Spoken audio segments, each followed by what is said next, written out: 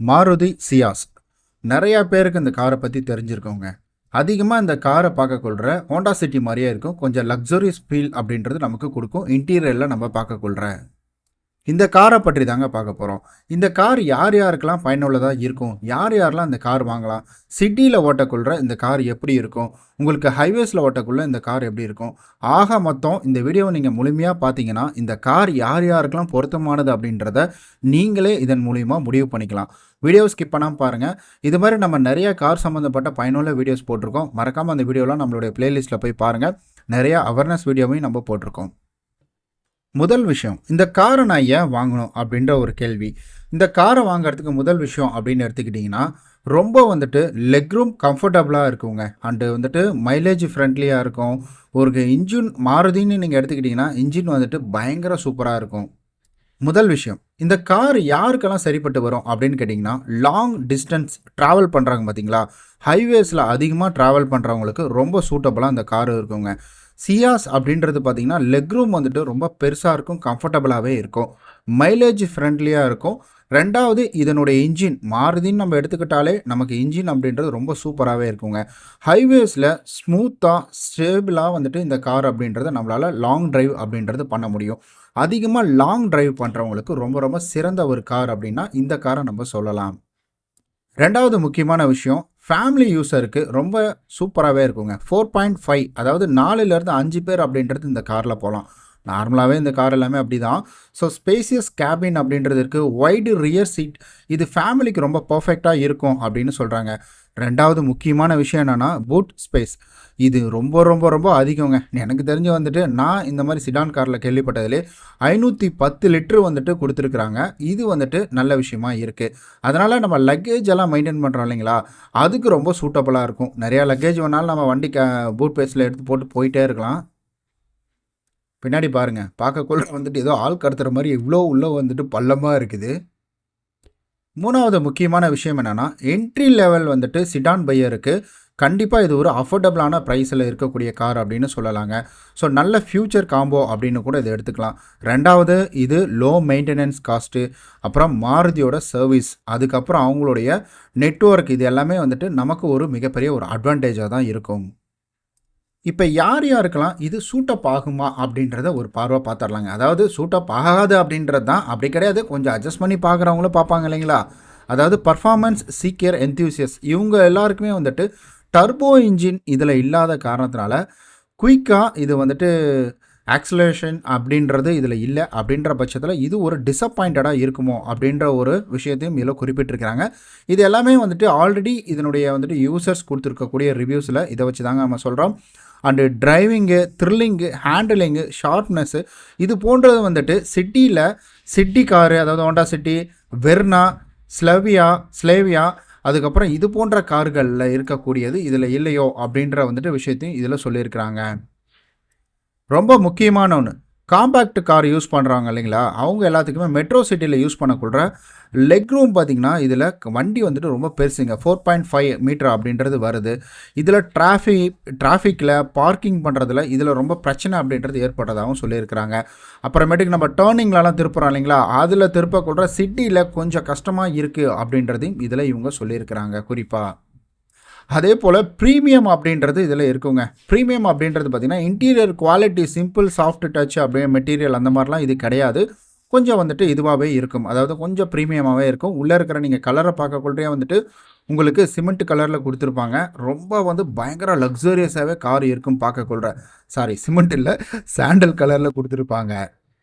அதே போல் செலிவியா சிட்டி இதெல்லாம் கம்பேர் பண்ணும்போது நமக்கு ப்ரீமியம் ஃபீல் குறைவாக இருக்கோ அப்படின்ற ஒரு எண்ணமும் வர்றதாகவும் இதில் சொல்லியிருக்கிறாங்க. இதில் இன்னும் குறிப்பாக நம்ம வந்துட்டு நிறையா பேர் ரிவ்யூஸ் அப்படின்றது எடுத்திருக்காங்க இல்லைங்களா. அதாவது நம்ம வந்துட்டு காரு புதுசாக வாங்கி ஓட்டுறவங்க அவங்க கொடுத்துருக்கக்கூடிய ரிவ்யூஸு, இதுக்கு முன்னாடி ரொம்ப வருஷமாக இந்த காரை இதுக்காக வச்சுருக்கிறாங்க இல்லைங்களா, அதாவது ட்ராவல்க்கெல்லாம் வச்சுருக்காங்க இல்லைங்களா, அவங்க கொடுத்துருக்கக்கூடிய ரிவ்யூ அப்படின்னு எடுத்துக்கிட்டிங்கன்னா மைலேஜ் மிக நல்லா இருக்குது. ஹைவேஸில் 20+ மைலேஜ் வந்து அடித்து தூக்குது அப்படின்னு வந்து சொல்கிறாங்க. ஸோ கம்ஃபர்டபுளான ஒரு சிடான் அப்படின்றத நீங்கள் தேடுறீங்கன்னா அது கண்டிப்பாக இது வந்துட்டு உங்களுக்கு கம்ஃபர்டபுளாக இருக்கும். சர்வீஸ் காஸ்ட்டு ரொம்ப ரொம்ப கம்மி. மாருதியோட நெட்வொர்த் அப்படின்றது கண்டிப்பாக இந்த இடத்துல மிகப்பெரிய ஒரு பங்கு அப்படின்றது எடுத்துக்குது. ஏன்னா நம்ம வந்துட்டு ஒரு கார் வாங்குறோம்னா அதுக்கு சர்வீஸ் வந்து ரொம்ப அவைலபிளாக இருக்கணும். அந்த அவைலபிள் சர்வீஸ் இல்லை அப்படின்னா அப்போ கண்டிப்பாக அந்த கார் வந்துட்டு வேஸ்ட்டுன்னு தான் நம்ம சொல்லணும். ஏன்னா நம்ம ஒரு சில கார்ஸ் எல்லாம் நம்ம பேசியிருக்கிறோம். கார்ஸு பில்டு குவாலிட்டி எல்லாமே பக்காவாக இருக்கும். ஆனால் அதில் பார்த்திங்கன்னா சர்வீஸ் ரொம்ப புவராக இருக்குது, பெருசாக கண்டுக்க மாட்டேன்றாங்க அப்படின்ற மாதிரி நிறையா விஷயங்களை பற்றி பேசியிருந்தோம். அந்த வகையில் சர்வீஸ் அப்படின்னு எடுத்துக்கிட்டிங்கன்னா மாருதி பர்ஃபெக்ட் அப்படின்னு வந்து சொல்லலாம். ஏசி பர்ஃபார்மன்ஸ் அப்படின்றது ரொம்ப சைலண்ட்டாக இருக்குது. கேபின் நல்லா தான் இருக்குது. முன்னாடி பார்க்க வண்டி ரொம்ப ப்ரீமியம் லுக்ஸ் அப்படின்றது கொடுக்குதுன்றத கொஞ்சம் தெளிவாகவே இந்த இடத்துல இவங்க குறிப்பிட்டிருக்கிறாங்க. கெட்டவை அப்படின்னு எடுத்துக்கிட்டிங்கன்னா இதெல்லாம் யூசர்ஸோட ரிவ்யூ. கெட்டவை அப்படின்னு எடுத்துக்கிட்டிங்கன்னா இதில் கொஞ்சம் பிக்கப் அப்படின்றது ரொம்ப கஷ்டப்பட்டு பண்ணுறதா இருக்குதுங்க. அது மட்டும் இல்லாமல் ஓவர்டேக்லாம் பண்ணுறோம் இல்லைங்களா, ஓவர்டேக் பண்ணக்குள்ள ரொம்ப வந்துட்டு த்ராட்டில் பண்ணுறதா இருக்குது. ரொம்ப ரேஸ் பண்ணி போகிற மாதிரி இருக்குது. லைட்டாக அழுத்தினாலே போகிற மாதிரி இந்த ஸ்பீல் அப்படின்றது கிடைக்கலன்னு வந்து சொல்கிறாங்க. எனக்கே கூட நம்ம காரில் சைடு போடக்குள்ள டக்குன்னு வந்துட்டு தேர்டு மாற்றி ஃபுல்லாக வச்சு ஒரு அழுத்தினா தான் சர்ருன்னு வந்துட்டு போவோம். ஸோ மற்றபடி பிக்கப் அப்படின்றது வந்து சர்ன்னு கிடைக்கலையோ அப்படின்ற ஒரு ஃபீல் வருது. சம்டைம்ஸ் எனக்கும் அது வந்திருக்குது. பட் அந்த டர்போ அப்படின்றது இல்லாதனால தான் எனக்கு அந்த ஃபீல் கிடச்சிது. பட் இதுலேயும் அதே தான் சொல்லியிருக்காங்க. அது மட்டும் இல்லாமல் டச் ரெஸ்பான்ஸ் வந்துட்டு ரொம்ப சுமாராக தாங்க இருக்குது. ஸோ ரொம்ப இதுன்னு தான் நம்ம சொல்லணும் அப்படின்றது சொல்லியிருக்காங்க. அதுபோல் வந்துட்டு ஸ்டாக்கு ஹெட்லைட்டு நைட் டிரைவிங்க்கு ரொம்ப வீக்காக இருக்குது. இதை கொஞ்சம் அப்கிரேட் பண்ணியிருந்தா நல்லதுன்னு சொல்லியிருக்காங்க. ஆனால் இது வந்துட்டு யோசிக்க வேண்டிய விஷயம் தான். மாருதி ஃப்ரான்ஸ்லேயும் எனக்கு அதே பிரச்சனை தான். இந்த கார்லேயும் இவங்க என்ன சொல்கிறாங்கன்னா அதே பிரச்சனையை தான் இங்கே வந்து மென்ஷன் பண்ணியிருக்கிறாங்க. அப்புறம் பில்டு குவாலிட்டி அப்படின்றது ஒரு ஆவரேஜாக தாங்க இருக்குது. டோர் லைட்டு வெயிட்டு அதாவது ரொம்ப வெயிட்லெஸ்ஸாக தான் இருக்குது. ரொம்ப வந்து ஆவரேஜாக இருக்குது பில்ட் குவாலிட்டி அப்படின்றதையும் வந்துட்டு இதில் இவங்க குறிப்பிட்டிருக்காங்க. சுருக்கமாக சொல்லணும் அப்படின்னா மாருதி ஃப்ரான்ஸ் என்பது ஒரு வேல்யூபிள் ஃபார் மணி அப்படின்னு எடுத்துக்கலாம். ஒரு சிடான் கார் பிகினிங்கில் வாங்க போகிறவங்களுக்கு ஒரு நல்ல வேல்யூ ஃபார் மணி அப்படின்றது எடுத்துக்கலாங்க. இது எனக்கு வந்துட்டு என்ட்ரி லெவலில் நான் கிடையாது, ஆல்ரெடி நான் வேறு இதில் யூஸ் பண்ணிட்டு இருக்கிறேன் காரெல்லாம் அப்படின்னு நினைக்கிறவங்களுக்கு இதை விட இன்னும் நிறையா பெட்டர் சாய்ஸ் அப்படின்றது அவைலபிளாக இருக்குது அப்படின்றது இந்த இடத்துல ரொம்ப ரொம்ப குறிப்பிடத்தக்க ஒரு விஷயமா நம்ம வந்துட்டு பார்க்கலாம். இப்போ ப்ரைஸ் டீட்டெயிலுக்கு வந்துடுவோம். இதில் நிறையா வேரியண்ட் அப்படின்றது வச்சுருக்காங்க. ஆல்ஃபா வேரியண்ட் அப்படின்றது இருக்குது. ஆல்ஃபா வேரியண்ட்டில் 1.5 ஏடியிலேருந்து டியூல் டோன் அப்படின்றது இருக்குங்க. இது டாப் வேரியண்ட்டு நீங்கள் அப்படி எடுத்துக்கிட்டிங்கன்னா 15,45,000 அப்படின்றது ஃபைனலாக இதில் கோட் பண்ணுறாங்க.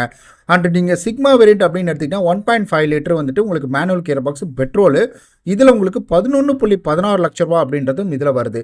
இந்த காரில் பெட்ரோலு உங்களுக்கு மேனுவல் ஆட்டோமேட்டிக் உங்களுக்கு வந்துட்டு சிஎன்ஜி வேரியண்ட் அப்படின்றது இதில் இல்லை. உங்களுக்கு வந்துட்டு டெல்டா அப்படின்ற வேரியண்ட்லேயும் இது கொடுத்துருக்குறாங்க. டெல்டா 1.5 பார்த்தீங்கன்னா 11,83,000 உங்களுக்கு 83,000 வருது. சீட்டாவில் பார்த்தீங்கன்னா உங்களுக்கு 1 அதுவும் 1 தான் உங்களுக்கு கிட்டத்தட்ட 12,94,000 அப்படின்றது வருதுங்க. உங்களுக்கு டெல்டா வந்துட்டு டெல்டாவிலே 1.5 வந்துட்டு அதே 1.5 தான் எல்லாத்துக்குமே காமனாக. 1.5 ஏடியில் பார்த்தீங்கன்னா உங்களுக்கு 13,80,000 வருது. ஸோ அதுக்கப்புறம் ஆல்ஃபாவில் 1.5ல் 13,91,000. ஆல்ஃபா 1.5 டியூல் டோனில் வந்து 14,00,000 உங்களுக்கு வந்து 10,000 அப்படின்றது வருது. ஜீட்டா 1.5 ஏடியில் வந்துட்டு அதாவது ஆட்டோமேட்டிக்கில் உங்களுக்கு 14,29,000.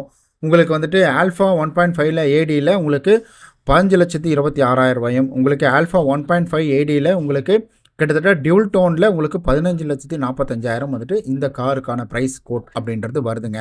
அண்ட் இதனுடைய யூசர்ஸ் ரிவ்யூஸாக இங்கே வந்துட்டு ரேட்டிங்கில் பார்த்துடலாங்களா. எக்ஸ்போர்ட்டோட ரிவ்யூ அப்படின்றது எடுத்துக்கிட்டிங்கன்னா 3.0 ஸ்டார் தான் கொடுத்துருக்காங்க. பட் யூசர்ஸோட ரேட்டிங் அப்படின்றது 4.3 ஸ்டார் அப்படின்றது கொடுத்துருக்காங்க. கார் நம்ம வந்துட்டு ஓப்பனாக பார்க்கக்குள்ள நம்ம வந்துட்டு சிம்பிளாக சொல்லிடணும் அப்படின்னா காரை நம்ம வந்துட்டு லாங்கில் இருந்து பார்க்கக்குள்ள நல்ல ஒரு ப்ரீமியம் லுக் அப்படின்றது வருதுங்க. இதை ரிவ்யூஸ் எல்லாம் அடுத்து எடுத்துக்கோங்க. நம்ம டேரெக்டாக இந்த காரை பார்க்கக்குள்ள நல்ல ஒரு ப்ரீமியம் லுக் அப்படின்றது கொடுக்குது. அது மட்டும் இல்லாமல் இந்த காரில் நிறையா வந்துட்டு ஒரு சில ஃபியூச்சர்ஸ்லாம் வந்துட்டு எக்ஸ்ட்ரா கொடுத்துருக்குறாங்க. காரில் நம்ம நிறையா விஷயங்களை அடுக்கிக்கிட்டே போகலாங்க. நம்ம வந்துட்டு முதல்ல பார்க்கக்கூடியது என்னன்னா எதுக்காக அந்த கார் நமக்கு தேவை அப்படின்றது முதல்ல டெய்லி யூஸ் பண்ண போகிறோமா எதுக்காகன்னு தெரிஞ்சிட்டாலே நமக்கு என்ன மாதிரி கார் அப்படின்றது நமக்கு கம்பல்சரி வந்துட்டு தெரிஞ்சிடும். அண்ட் அதே போல் லுக் வைஸ் நம்ம எங்கே பார்க் பண்ண போகிறோம் அப்படின்றது ரொம்ப ரொம்ப முக்கியம். வீட்லேயே பார்க்கிங் இருக்குன்னா ஓகே ரொம்ப சூப்பர் தான். அது இல்லாமல் வந்துட்டு இல்லை அப்படின்ற பட்சத்தில் ஸோ கம்பல்சரி வந்துட்டு அதுக்கு தகுந்த மாதிரி தான் நம்ம கார் பார்க்கணும். சரி, ஓகேங்க.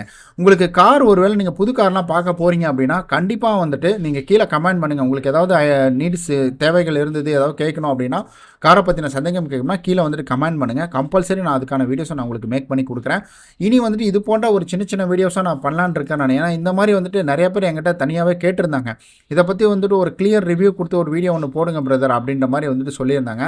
அதுக்காக தான் நம்ம இந்த காரையே வந்துட்டு ஓப்பன் பண்ணி இந்த காரையே நம்ம என்ன பண்ணியிருந்தோம்னா ரிவ்யூஸ் அப்படின்றது கொடுத்துருக்குறோம். உங்களுக்கு மேற்கொண்டு கார் சம்மந்தப்பட்ட வேறு ஏதாவது சந்தேகம் இருந்தால் மறக்காமல் வந்து கமெண்ட்டில் சொல்லுங்கள். நம்ம கார் சம்மந்தப்பட்டு முதல்ல சொன்ன மாதிரி எக்கச்சக்கமான வீடியோஸ் போட்டிருக்கோம். மறக்காமல் அதெல்லாம் போய் பாருங்கள். நம்ம சேனலுக்கு சப்போர்ட் பண்ணுங்கள். நம்ம நாளைக்கு இது போல் நல்ல ஒரு யூஸ்ஃபுல்லான பயனுள்ள வீடியோவில் சந்திக்கலாம். பாய்.